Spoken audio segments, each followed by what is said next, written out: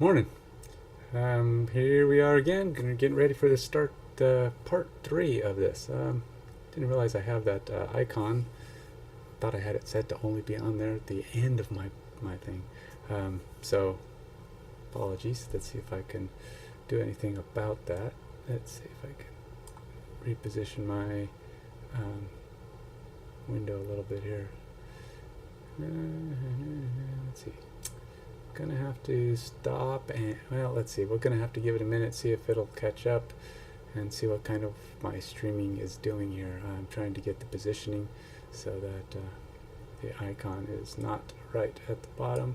Okay, so today we're gonna go ahead and get into streaming, or streaming, board game design 101 part 3. So in the first two parts, I actually did them through Twitch, and then I copied them over as just straight copies. Haven't done any editing on any of my screens, so they're not very fancy. I'm not much of a software graphic design kind of guy, so it's going to take me some time to get those edited and made to be a little bit more, I don't know, fancy, professional looking, studio quality. So you're just going to have to bear with me on this. So as we go through these design steps, we'll be doing a variety of different things. I try to go from concept, which was what part 2 was, and coming up with an idea. And what we ended up with is I went through a few different items. I went through Attack on Titan. I went through Pokemon. I talked about possibly doing a sports game. And some of the things that you have to consider when you're coming up with an idea, such as competition, what's already out there, is there an audience for it, and stuff like that. So what we have now is I'm going to be doing the next phase. Now that I decided to go with a Pokemon theme, which means I probably won't be able to ever make this go live, actually becoming a real game. We'll be able to set it up, create it, possibly even play test it a little bit, but ultimately, unless I decide to retheme it, we won't be able to actually get this out into production because Pokemon owns the rights to, pretty much all things gaming related. So I would have to, get them to give me licensing rights, and which they wouldn't give. They'd probably sell, and then I don't have any money to do that. So then we'd have to consider going out and doing a Kickstarter and include that in the licensing fees. And yeah, I don't know if I'll do that. I have some other games that I've got a lot closer to being finished, as of now anyway, and so we're gonna have to focus on those being the first games that I ever try to actually bring to market. So let's go ahead and go. Nope. Active Minds games. Here we go. So this is I'm using OneNote. I love OneNote for organizing and tracking thoughts and just coming up with ideas. So you can see here I've got a lot of different games and different things that have been involved with my company, and as we just try to keep track of different stuff. So some of these are pretty far along. Actually, some of them are, maybe I'll talk about them more when we get around possibly developing them further. So, okay. Quick catch up. Like I said, I talked about doing Pokemon as our target game, and haven't come up with mechanics yet. What we did first yesterday was just general outline. So the title of this stream is Flesh Out Then Flesh Out. So really what that means is I've seen people who confuse those two terms, and there's actually some debate. Which one is it? Well, it's neither. Flesh out generally means to put some meat on the bones, skin it, make it more complete. Flesh out is really just like a brainstorm. So you can use both. Really all that means is you're just throwing ideas out there. It's like, what do I want? These are all the things that I would love to have in there. I want to consider all these little functions and features, and you might throw out things that might subjects, topics. What is this going to be based on? Are we going to have what kind of player count, what kind of time frames, and then you start coming up with the ideas related to each of those. And so you're just flushing stuff out of your brain, just throwing it all on the board and seeing what sticks. Then when you start doing the flesh out start of phase of it, you're going to go into actually deciding how would each of those things look. I mean, are we? This is a board game, so we want people to be able to sit down at a table, accomplish these tasks, feel like they're progressing through the game, and then be able to, have victory. You have to decide what the victory conditions are, and sometimes those victory conditions, maybe it's a co-op, and you and your friends are all doing, you're bringing your Pokemon along with you, and you're trying to go after and fight these, various Pokemon out in the world, or maybe you're just you, and maybe it's you and 4 of your friends as a group, but you individually have to fight gym leaders. How would it look if you're doing a bunch of people playing together, right? I mean, if one person's building their, maybe it's the first person to, maybe it's a race. All of you are fighting these gym leaders, and it's the first one to win against 4 different gym leaders, or maybe you have to beat 4 specific gym leaders. I don't know. So this is just me again throwing ideas out there. What are the ultimate goals of the game? Maybe it's the first one to catch 20 Pokemon or something like that. You want the game to have all the features of what Pokemon is, which is going out, catching these Pokemon, training the Pokemon, coming up with a good set of Pokemon to make you capable of winning the game. Moving on, so, and who are we appealing to?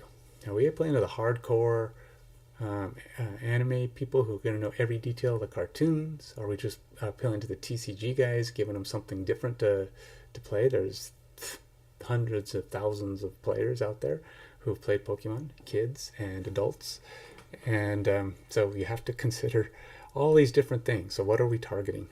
So once we get that all kind of lined up, this is what we're going to try to do. Then we go down to each one of those items. We say, how does that look in our game? What kind of game mechanics are we going to implement for these? And then later on, we'll be going into the next step, which is taking the game and deciding what's realistic. Can we really put everything in there? We might come up with 1,000 different ideas and mechanics to work with them, but then we thought, wow, if we really did all of that, the game might take hours to play, and it might be too complicated, too fiddly. Are we gonna design this game so kids could watch it? So yes, we want kids to be able to watch this, or watch it, kids to be able to play this game. And is our game going to be too complicated for them? Are they going to be able to understand what's going on?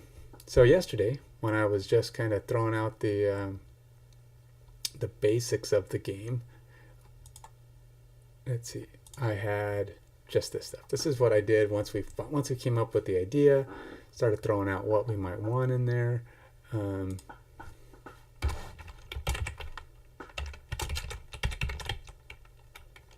Let's see, things we might have in here: gym leaders. We might have practice. You might be able to go into a gym and level up your guys.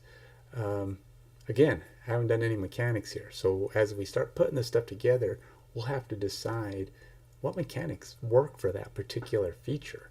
Are we gonna focus the whole game on one type of mechanic and then try to build around that, or are we gonna have various mechanics throughout the game to do different things? Sometimes a mix of mechanics is good, but it can also make it more complicated. Anyhow, so let's see what else we got here. These are things I came up with yesterday. We had game features, gyms, exploring. What does this include? Do we want to have clues? That would be maybe some NPC cards that would tell you where you could find them. Do we have regions? I mean, perhaps we can have those be expansions. Concepts for expansions. Obviously, you don't worry about expansions here, but the idea is that we know that Pokemon has tons of regions, right? I mean, you got the Johto region and everything else. That's the one that came to my mind. But there's a bunch, and each region has its own set of Pokemon. So that's kind of a potential thing. Like maybe we start off in one region. I don't know what the starting region of Pokemon is. I'll probably have to do some looking around. Probably wouldn't be that hard to find. If you happen to be looking at this and you know what that is, hey, toss it out there. I'll write it down and we'll use it for my information here. Okay, so we got the regions. Let's see. Starting region would be our, let's see, regions, and we'll have starting region and additional as expansions. Just kind of a note there. All right, so what other things can I do for exploring? So you think about different things that go on during exploring, right? You got random encounters. Things could pop up. Maybe there's, let's see, you might find stuff, random finds. What does it look like? Is it going to be, maybe we want to think about what are the potential mechanics?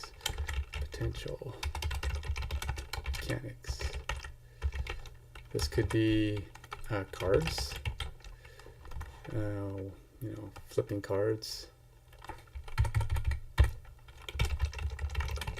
What are we going to, now I'm going to put question marks in a lot of these because until we actually decide, okay, we're going with one of these, we might have the benefits of flipping cards means we don't have to worry about table space so much. You just flip over the next one and this is what pops up.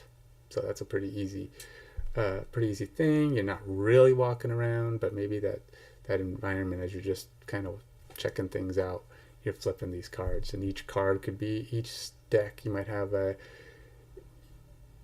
something in the deck perhaps that identifies a border cards to identify another region. So you would go along, maybe one of those cards would have a border region, just basically says you have to go through this gateway or through this trail or whatever to go into another region. You have the option. Maybe it's a value on the card. You could have border cards, value,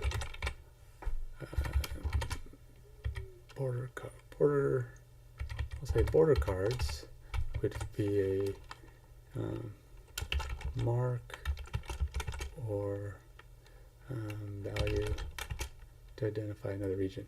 So if you flip over any card that's a border card, that means you can go into the next region. Now what that region is could be anything. You might identify as just whatever the next, if you have 2 or 3 regions or more in your game, you can flip over a border card, and that might just be a setting we put on these cards, but the first set doesn't actually have any other regions, so you have to stay in. You just stay in that same deck. You don't get to go to another region. But if you have another region, you can start in a town. The town might be connected to, say, the Johto region, and then you'll be walking through that region, and then there's some border cards that come up, and then those border cards would take you to another region, and you can just start off in another. So we would have to decide, how complex is that? I mean, do we have border regions that say entry border, exit border? The difference being entry border means you go back to the region you were in before, and let's see. So we got entry and exit regions are borders, and that would be exit. Entry and exit borders, and then we go exit equals new region, and entry equals previous region. This will make the cards connect to each other without you actually having to lay them out on the table. So maybe some cards have one, maybe they have both. It'll imply, put in your head that this particular card or area of the region you're walking through might be on both sides. Maybe it's a little path that goes between two regions. Or maybe it's just an entry, which means you're just skirting along the entry regions if you've got multiple entry regions. So granted, if you've got one that's entry and one's exit, it might be kind of funny to look at how that lays out in the end, because you got to say, oh, well, this doesn't have an entry. But, you could have two cards, or you think about a trail that's walking straight in a straight line. You might have you walk in a straight line across a region. There may actually be a mountain cliff or some trees or whatever that would prevent you from going into the other. So it might not have an entry region, even though you are technically walking alongside of it. So it just depends. It's just, in that case, it's theater of the mind. What do you think it looks like while you're walking? Because all you're doing is flipping cards. But again, doesn't take space. So this allows you to just put it on the table, flip cards. This is your region. You're moving in and out. Now there could be other things on these cards, right? So maybe you have an encounter on those cards. Maybe they don't have anything, but you're just walking. Maybe every card has a potential encounter. Let's see. I put tiles. We got potential mechanics. Let's go back. We'll come back to tiles. So what we're going to do here is we're going to put in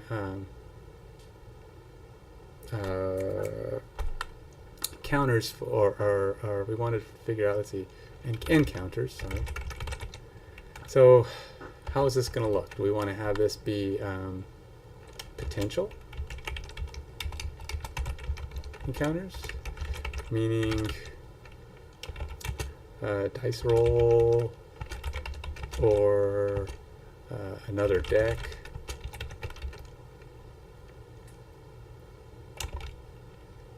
Or do we have each card identify if it has an encounter or not? So the card itself. Fixed encounters / finds.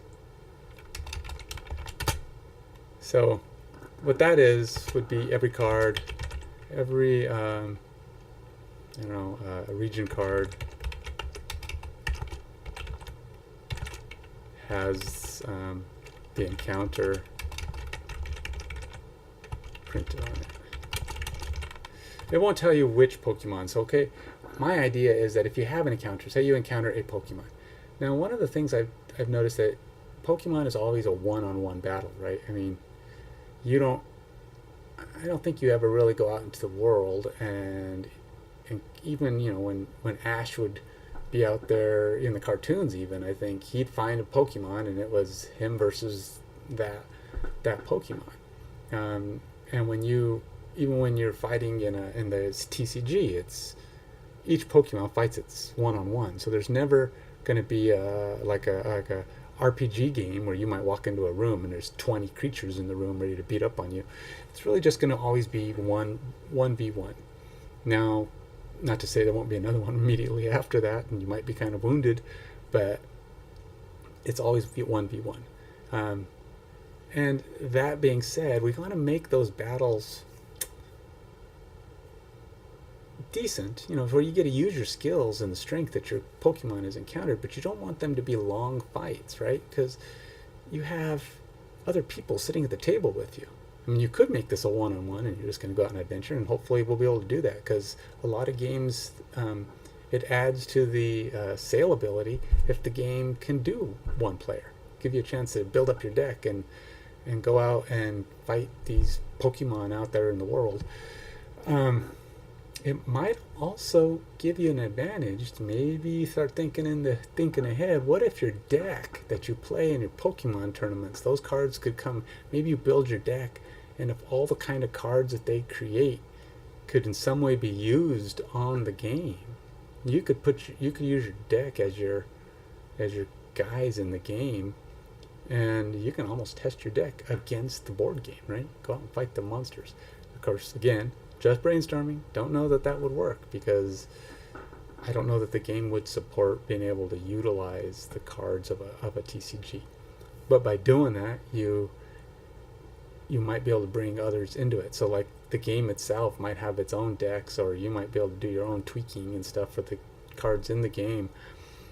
Maybe the cards in the game can't be used in a TCG because they only have the things necessary for the board game, but those same things are on the TCG cards.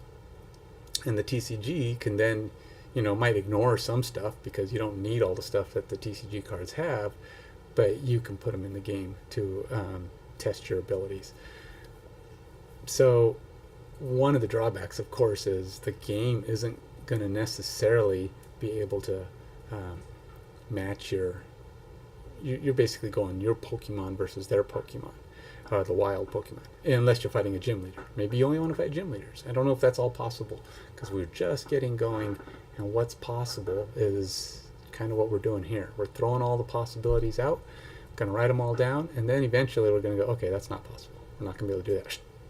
And that's where the difference between game development and game design comes into play.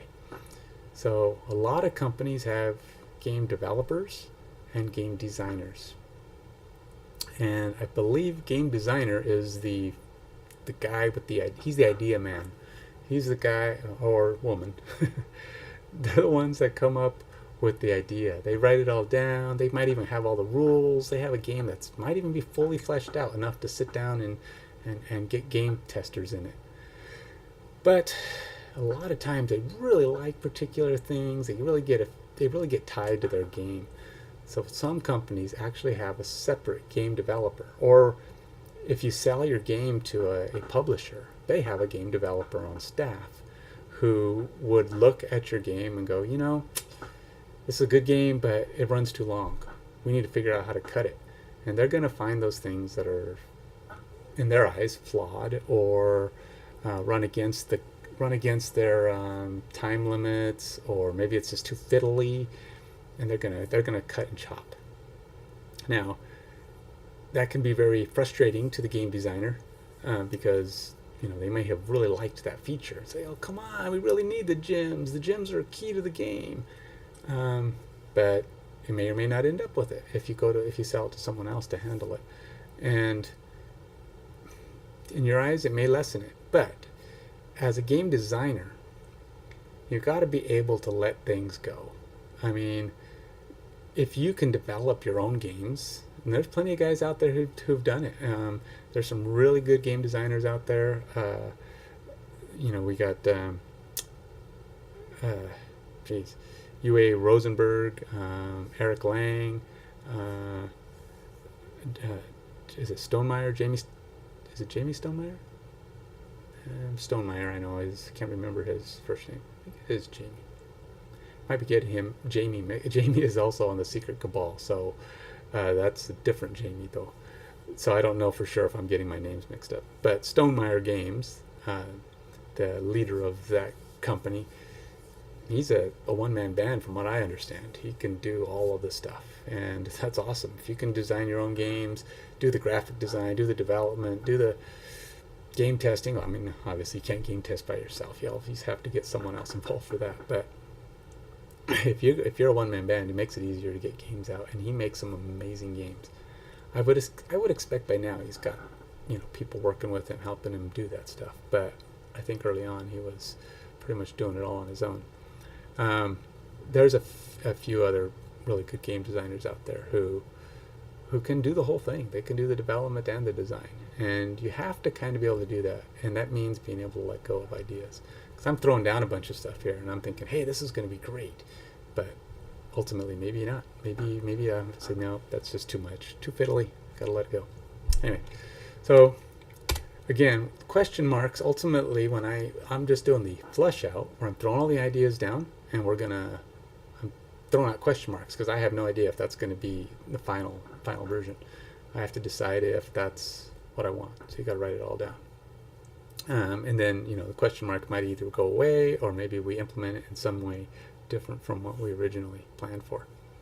So now we're going to go ahead and do we got encounters, we got fixed encounters, potential encounters, we got finds, obviously. What are those cards going to have on them? These are the potential mechanics. So we have treasures. Potential encounters could be Pokemon and or trainers. Now obviously if you encounter a trainer, that would be a multi-fight. That would be, you know, your 1, 2, 3, 4 Pokemon or 6 Pokemon, which seems to be the TCG the way. You would go, maybe some trainers, like I think in some of the games, trainers only had 1, 2, or 3 Pokemon, and only the boss trainers would have 6. So that's an idea too. Maybe early on the trainers you encounter are weaker. You know, they don't have quite as many things to go up against. You're going to be fighting less. And how do we make that look? So if you have a trainer and you say that trainer's got 3 guys from this region, so what do we randomly give him 3 Pokemon and you're going to fight them? And what's different about what's different about trainer Pokemon? Let's say let's separate these. We'll say trainers, and we'll put this up here. What's different about Pokemon from Wild? And let's see what else could they have on there. Obviously, can I capture? Capture.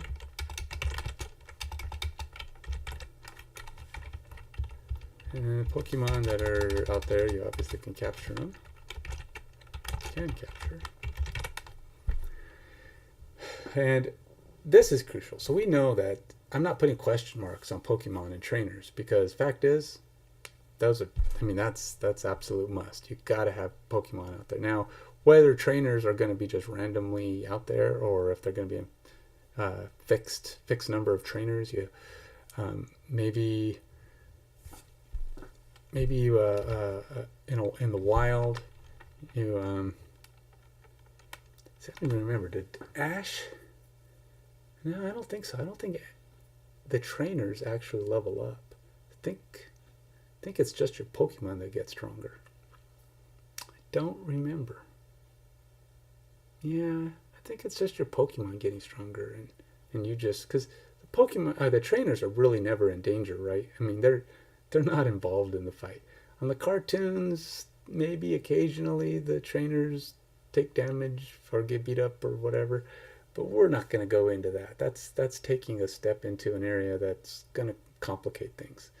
So you're the trainer, and ultimately it comes down to you fighting the Pokemon versus Pokemon.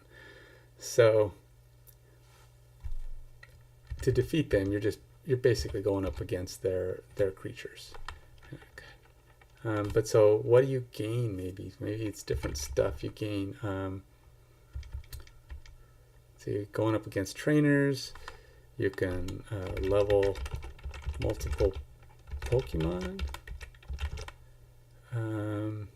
Maybe out in the wild there's no leveling. Put that with a question mark. You know, rewards might be different.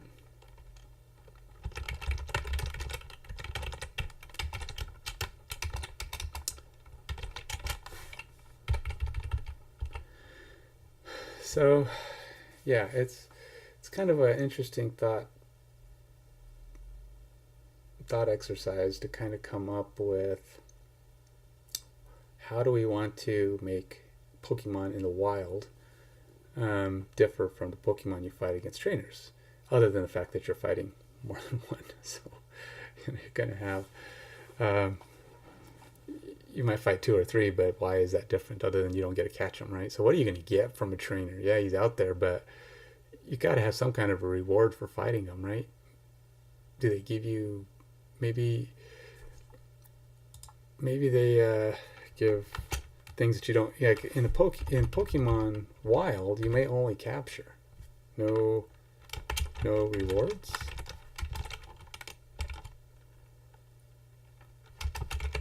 Other than potential capture.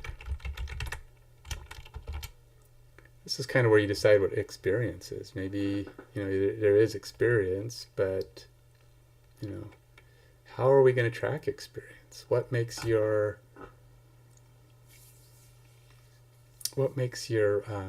Pokemon stronger or weaker? What's the process? So my mind right now is setting up a table. Okay.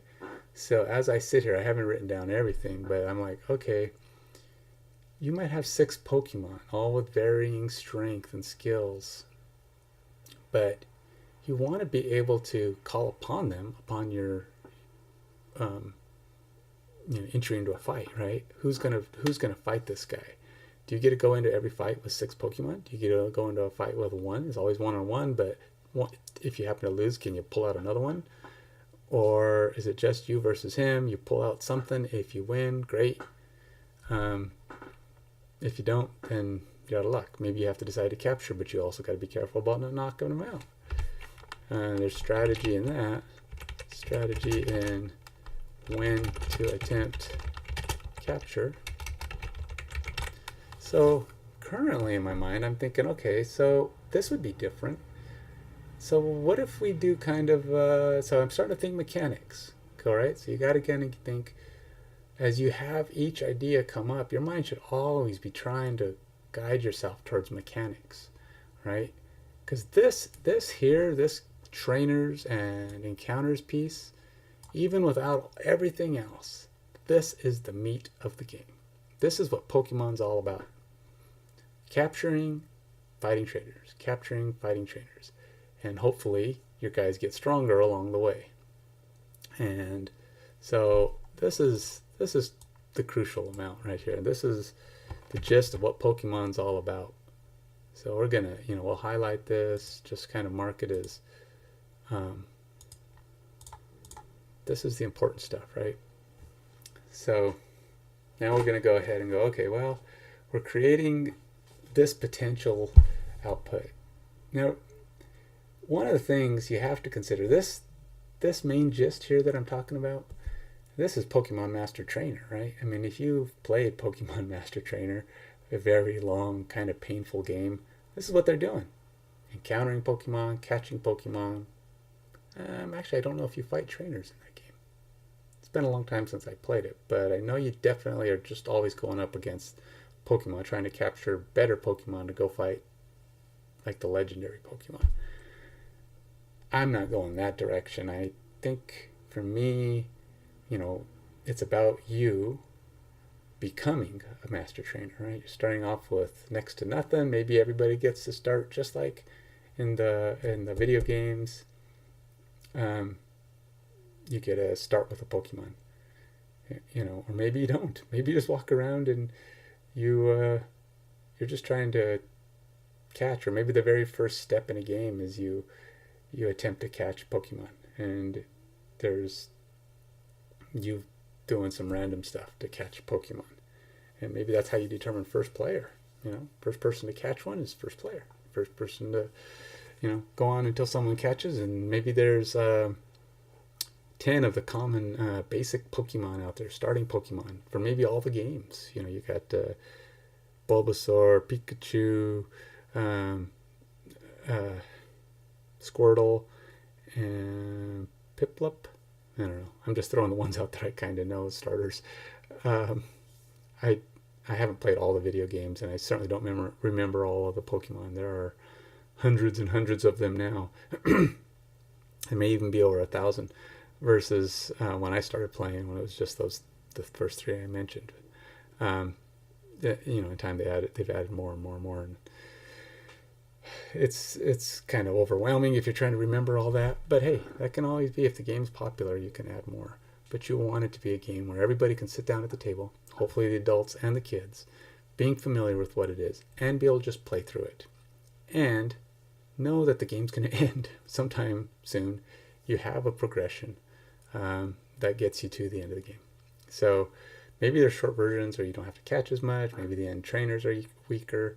But those are all things you got to keep in your mind, trying to write down. So you can see here, this is what I'm doing. My list is getting longer and longer of potential items. And that's what fleshing out ideas is all about. Now,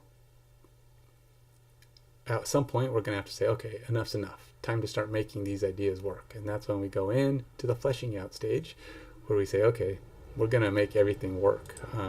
Time to say, how does this look? How does this look? We're going to make that item work.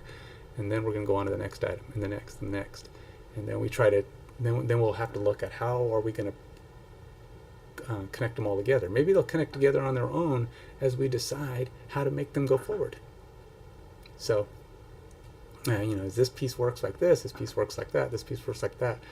Oh, cool. Well, let's just set it up on the table now and see what happens. And we can be there fairly quick. I mean, quick being, it takes days, if not weeks sometimes, to fully flesh out an idea. But sometimes the ideas will just start rolling, and you'll be able to throw it all together, get some stuff together. And until you sit down at the table, you won't know if it's too hard, too easy, too long, too short, boring, entertaining. So what I will do, as we get to the later parts and design is starting to be there, and we've got some stuff, and we've done the printouts of the game, and I'll get maybe I'll rope in some of my family members or friends, and we'll do a little video of us playtesting it, see what happens, see if it's any fun. So let's see how it goes. Okay, so let's keep moving on. Gym leaders, obviously the gym leaders are, let's just kind of go at the top again here. Trainers. These guys are maybe a goal of the game.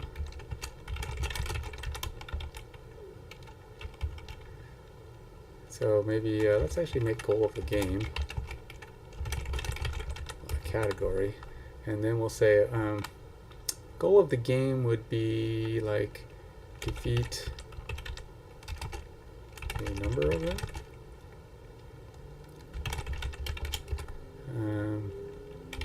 Defeat all of them.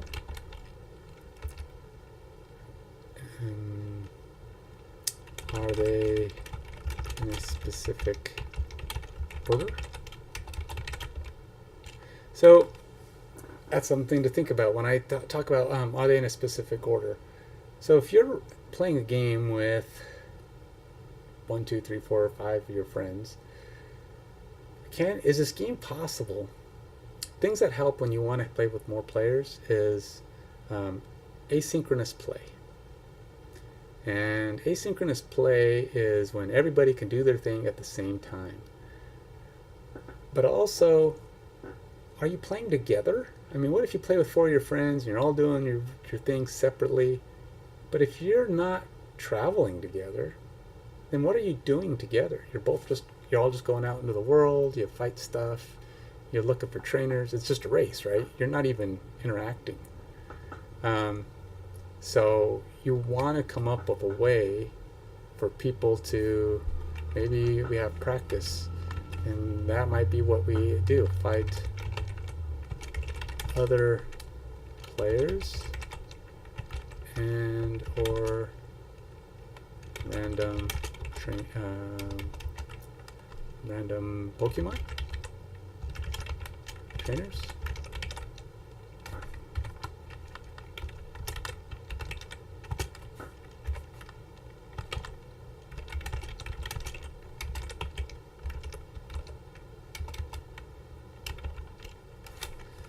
Let's see, weaker trainers from same region, but various. We may have to identify what trainers are, right? I mean, we're saying these are just gym leaders, right? And gym leaders are trainers just like you, but they're supposedly the boss of the area, so they're local area bosses. So you got to consider what exactly are they. What is their purpose? How are they gonna function compared to you?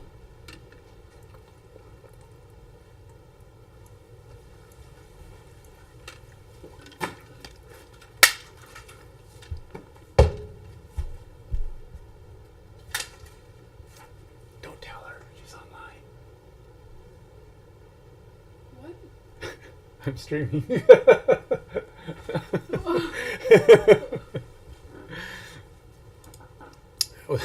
How's my daughter? She didn't know I was streaming, so she was like, "What?"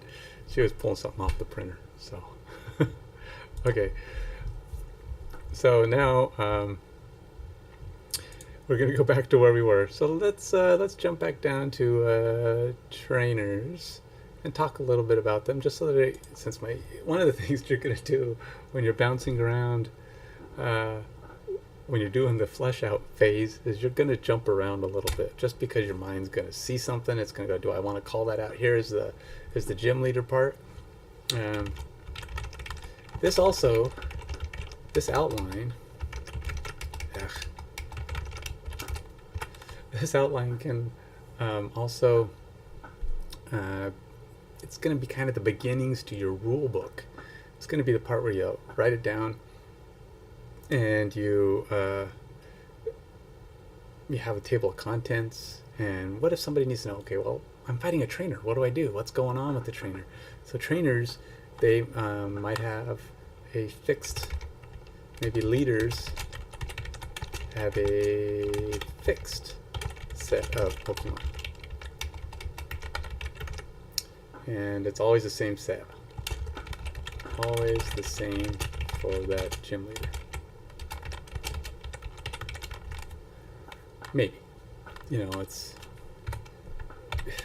you have to kind of consider, it's going to be different each time you play, but if you always know you're fighting up against the same ones, maybe they're just really hard and you want to build a different set to go up against them. Maybe your practice, when you want to practice your deck, you go up against these guys knowing what they have. Maybe it's 6 really good Pokemon and you're going to try to beat those 6. Now, the problem with making a game capable of playing against these decks that people would create with their own skills and own stuff, and you have to kind of consider what those decks can do, is you have to be, as a game designer, good enough at the game to know what's going to challenge those people. And will it be of any practical use? In other words, yes, they can use their deck, but if they lose, is it because their deck is bad or just because the game mechanics were better against that deck than the game itself is, so maybe the gym leader Pokemon are higher level, so it's not really a fair fight because it's fighting with Pokemon that are stronger. Maybe it's getting to fight with a bunch of EX type Pokemon. I'm just guessing. We haven't gotten that far to decide what Pokemon are in the game yet. Because we're going to define Pokemon. We're going to say this is what they have. And maybe I'll do it from some cards so that we can consider the possibility of putting other cards in. But ultimately, maybe we won't. Maybe we'll just have to, make up stuff as we go and then say, okay, outside cards not possible. But it'd be nice if we could do that, because that allows people to do a little customizing on their own. They can come up with their own strategy, build their own deck. So that can kind of be a fun aspect to the game. But so what is a trainer? Leaders have fixed set of Pokemon. Maybe. They have rewards. Provide rewards.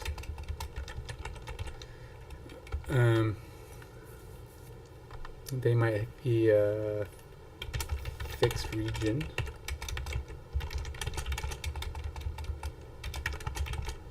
Pokemon. And maybe gym leaders have let's see, fixed Pokemon, fixed region, but variable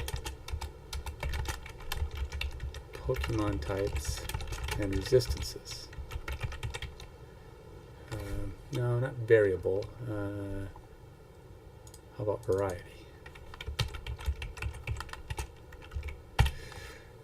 So, random trainers, the smaller, weaker guys, might focus on specific things. Maybe you have one guy is going to be mostly just grass type, and one guy will do lightning, and one guy will do grass and lightning. But ultimately, you're only going to see a couple of options.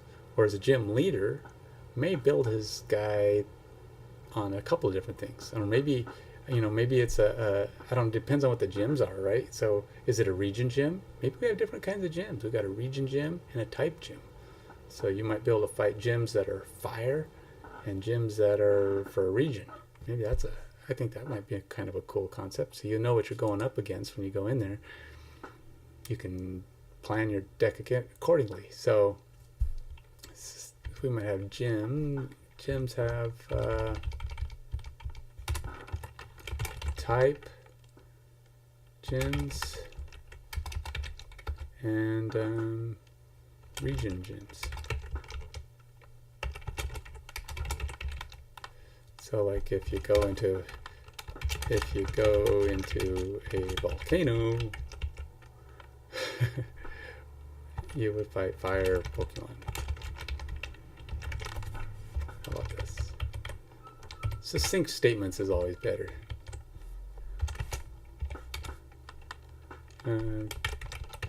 Beach equals water.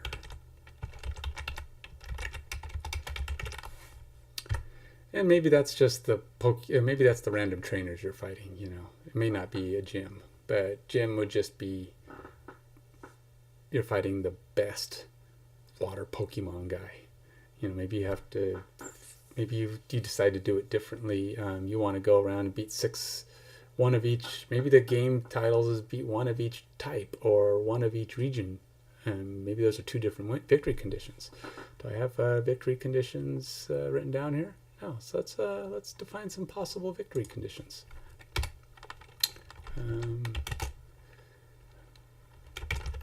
Victory conditions. So these are all key elements to building a game design. You have to have all the parts, right? So victory conditions could be one of each type of gym leader, or one of each region gym leader. The difference is they're constructed differently, and you have to go through and fight those gym leaders accordingly. So you go into a region, maybe what is the qualifications to be able to fight a gym leader? Are we just going to let them randomly appear in the encounter deck? That doesn't sound quite right. Maybe you have to catch a certain number of Pokemon from that region before you can fight a gym leader, or a certain type of Pokemon, a certain number of Pokemon need to exist in your hand, and maybe they get more difficult the further on you get in the game. Or maybe the first gym leader you encounter may only have one Pokemon. He's one strong Pokemon, and you're going to go up against him with your potentially weaker Pokemon. Or so we might want to consider, how are these guys going to be made up? What's going to get us to this? I think these could be two different victory conditions that work, making you the leader. Or maybe we just have to come up with we don't know how many regions there are, so that could be an issue too. We may only have one region, so it'd be kind of pointless to have a region gym leader and then not have enough type leaders, or you could do type leaders in any region, but you can't do a region leader. You can't have more than one region leader. So maybe it's a both, right? One of each type leader, one of each type plus region plus one region leader. Now this will work good given any environments you're in. So if you're playing a game that has multiple regions, you only have to beat one of the region leaders. But you have to find the region, so that might be kind of tricky. Or maybe you just want to fight the local region leader. But the region leaders would always be uber tough. They're gonna have like the best Pokemon right out the gate. There's no scaling. There's no nothing. If you go fight a region leader, somehow manage to qualify and fight him really early in the game, the results would probably be bad. You should probably lose. So you got to set the game up So a person can't go in there with their 6 starter Pokemon and fight a region leader and expect to win, because they're going to have multi high level Pokemon and they're just going to stomp you. Way too powerful. That's how the game should be set up, but not so strong that it takes you an hour and a half to build up a squad that has a chance. If you can maybe come up with the right weaknesses and stuff to fight the region leader, you might have a better chance. So, okay, how long have we been going for? I got, let's see here. What is our current runtime? I don't know. How long have we been going here? Let's see. It says, is that 47 minutes? Nope, that's how long our one viewer who's been on here. I don't see where it's telling me how long I've been running, but I think I started about 10:15ish, so we're probably closing in on an hour, and I think that was kind of my goal. So we'll go a little bit longer. It was scheduled for 10, and I don't see where it shows my. Oh yeah, it says here I started about 10:10 according to the average watch time starting point. So yeah, what time was this? Doesn't say. Okay, sorry, I'm just looking at the way this thing works here. This is my first ever YouTube live stream, so please let me know if you see this and you can't hear me. Please tell me so I can see that that's not that I've been talking to myself for the last hour. That would be a bummer, but without anybody there to tell me if I'm audible, I can only assume that it's working, because my OBS here is saying that the mic is making noise. So that's what I've got. I'm gonna just take my OBS's word for it. I don't wear a headset, so I can't hear me talking. It's mostly because I don't think I need it. I think the mic is doing its job. But so anyway, if we've got a few minutes left here, kind of talk about what the plan is for some of these. This is not all 3 for at least not yet. Let's see, if we do one type, we say maybe type leaders are specific to region.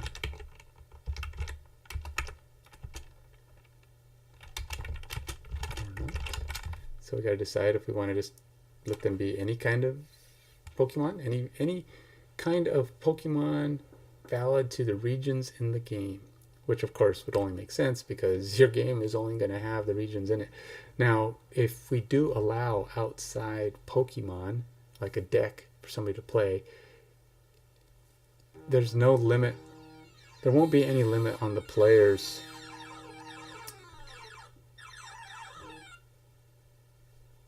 There won't be any limit on the players' Pokemon. Okay, so if we allow for them to build their own deck and come into the game with whatever it is that they have, if that happens, or if they're playing with a deck maybe that they've built up over time, maybe this game can go on as a campaign, right? You want to go to all the different regions, you want to get stronger, you want to fight tougher and tougher gym leaders. Maybe regions that are expansions are difficulty levels. This is for Pokemon levels X to Y, and that kind of thing. So we can kind of think about that. Do we want to make this campaignable, where you fight one region and you fight another region, and maybe a campaign is beating 6 region leaders? Maybe an individual game might just be defeat 1. Campaign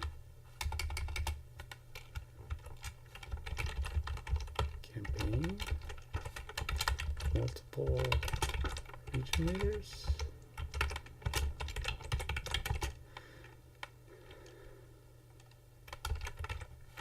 Short 2 6. I don't know. it's just some ideas. This is what we're doing. We're just throwing stuff out there, and odds are, as I start fleshing these out, which we'll probably do a little bit more. Maybe we'll start doing the fleshing out in the next part tomorrow. But right now, I still see a lot more ideas come to mind, possible things. And it's just going to look like a jumble of ideas in here, but it's going to come together. We're going to start bringing it together probably next week. We start fleshing these items out. Maybe I won't just delete stuff, but I'll scratch it out. Say, okay, that's not what we're going to do. We're going to start focusing on it. Then we got to start deciding what cards are going to look like, or components are going to look like. I'm already thinking some of this is going to be cards. Maybe, I was kind of thinking, I got to write down a couple. I got to write down some game mechanics, just because this is what's coming to my mind. I'm thinking we're going to have some deck building, right? So it's going to be not customized deck building like you would do before. You potentially can, but maybe we have some deck building in the game. This means when you get, obviously this is adding cards to a deck. Do we have multiple decks for each Pokemon? How does that work if you've caught 30 Pokemon? Do we really want to have 30 decks? So that might not work, or maybe you only have the guys that are with you. What is their level? How do we track level?